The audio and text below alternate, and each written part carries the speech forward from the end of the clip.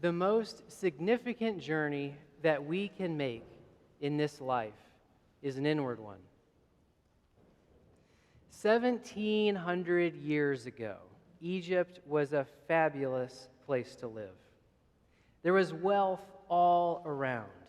There were buildings that would make your jaw drop. There were big cities full of entrepreneurs, energy all around. Egypt was an industrial and military might. A small number of people, Christians mainly, got tired of the speed and busyness that filled the cities.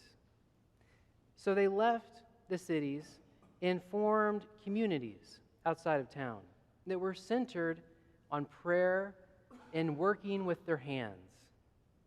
They thought that a simpler, quieter life would help them feel God's presence more deeply. There was a guy in one of these communities, and he had an anger problem, and he knew it.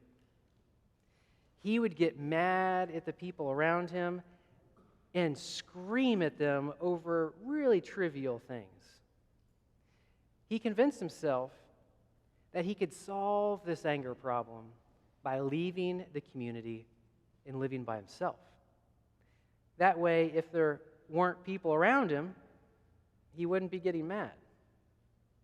So he packed up his stuff, he left his community, and lived in a cave alone. One day, he took a clay jar to get some water. And he filled up the jar, set it on the ground. The ground must have been uneven because the jar fell over and all the water spilled out.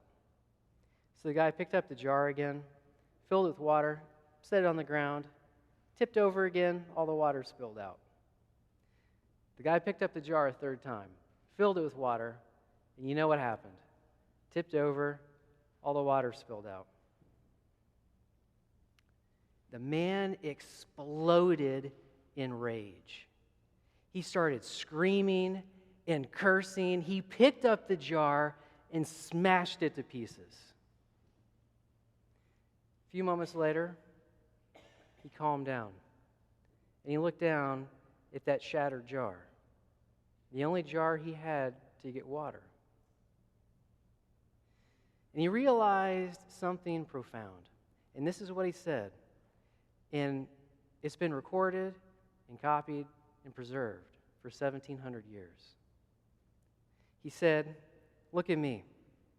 I've left my community of friends to live by myself because I thought that would fix me. But I'm no different than before." And this is the part that really struck me. He continued and said, "I now realize that there is an element of struggle to life, no matter what our situation is. But also, at the same time that we struggle, we can cultivate patient endurance with the help of God." This guy packed up his stuff and he moved back into the community that he had left. One of his friends made an observation to him, and that too was recorded for 1,700 years. His friend said, "You know, we all experience temptations and difficult times. When you do, don't try to outrun them or escape them, because the trials will follow you wherever you might go."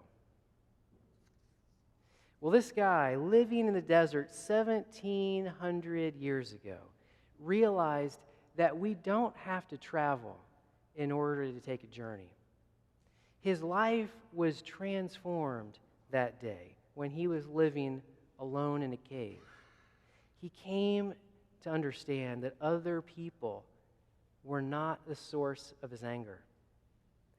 The presence of God was inside of that person, giving him the strength and encouragement to forgive himself when anger seethed through his bones.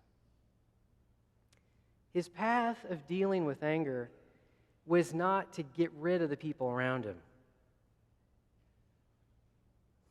but to lean on God's help as he cultivated intentional patience with himself and those around him.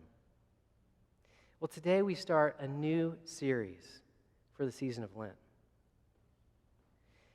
As we journey together, we call it Live Differently, Character and Calling in Lent.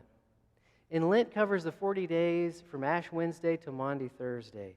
These 40 days are meant to rhyme with the 40 years the Hebrew people spent in the wilderness of Sinai, and the 40 days that Jesus spent, that we read about in the Gospel of Luke, in the wilderness being tempted.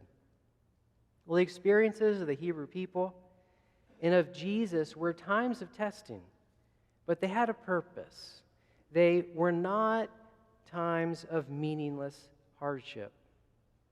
The Hebrews' 40-year journey was intended to prepare them to live in love and compassion and equity when they arrived at the land of Canaan.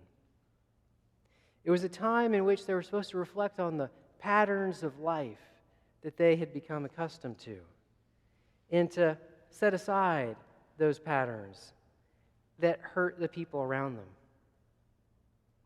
Jesus' time of testing was also a time of preparation.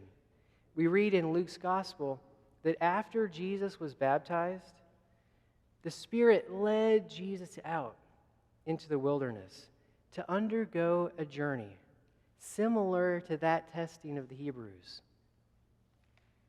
Baptism was the start of Jesus' public life and ministry.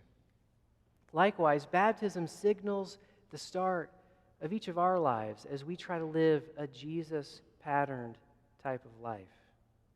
And if you're interested in joining this journey and marking its beginning of baptism, please let me or Reverend Carol know, because there's a great opportunity at Easter Visual to be baptized and to have this whole community come around you and support you as you start this Christian journey.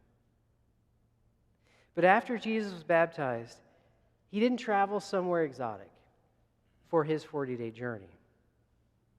God's Spirit carved out some space in his life to enable him to make an inward journey that set the stage for the rest of Jesus' life and ministry.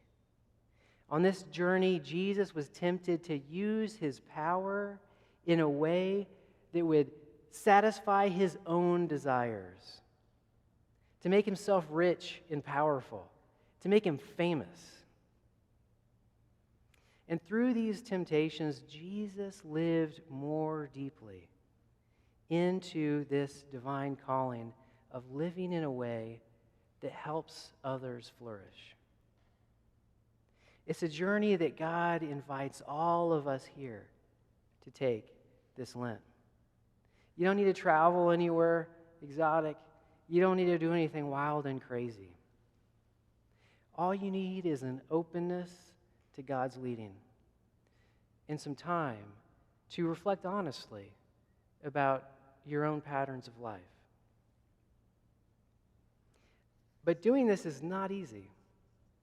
There are things in my own life, and I imagine in yours too, that if we confronted them honestly, would make us a bit uncomfortable.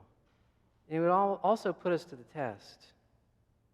Are we open to God's leading to be a people of love and compassion and equity and prayer and action?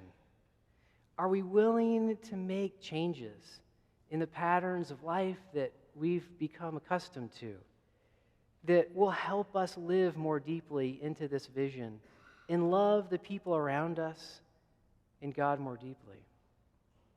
The most significant journey we can make in this life is an inward one. It's not an easy journey, but God will be with us as we take that path. And God's grace and love will accompany us. Will you join us on that journey this Lent? Amen.